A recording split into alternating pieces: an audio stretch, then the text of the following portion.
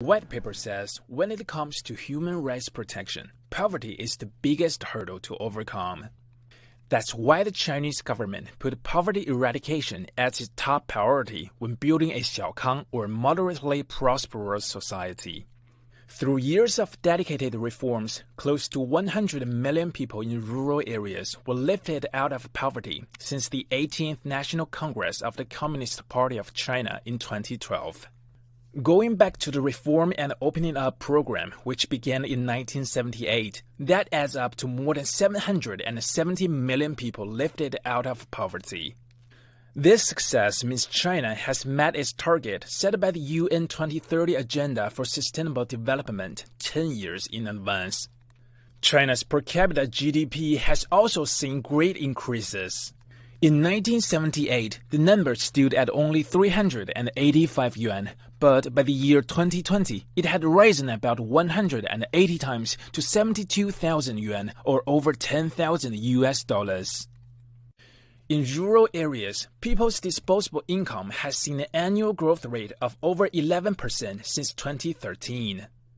Along with greater purchasing power, people are also living longer than 40 years ago.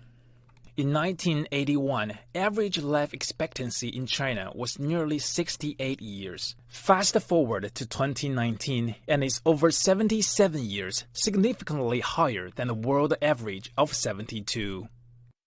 A major contributing factor has been the decreased infant and maternal mortality rate due to the improved medical and health services.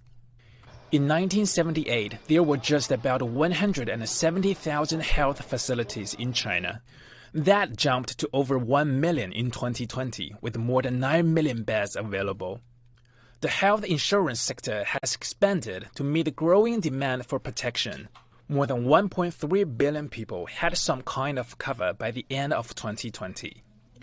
People are not only seeing economic and health advancements, but their children are now getting the kind of education opportunities they could only have imagined. Illiteracy has been almost wiped out. That's largely due to a 9-year compulsory education system. In 2020, the junior high school graduation rate stood at about 95%, the same as you'd see in high-income countries. And equality is a big part of China's education drive. Young people with disabilities from poor families can receive 12 years of education for free, while young people in some ethnic minority areas can get 15 years of free education. And there's not just equality in education. The government allows all people the freedom to practice their religion. Millions of followers of Buddhism, Islam, and Christianity attend tens of thousands of temples, mosques, and churches around the country. Those achievements have not come in an easy way.